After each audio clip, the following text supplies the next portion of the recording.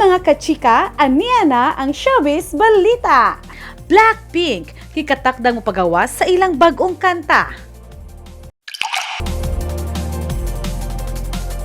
The long wait is over.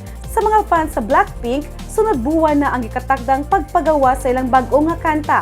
Kini mao gikumpirmar sa YG Entertainment nga mao'y naghawid sa K-pop girl group nga Blackpink.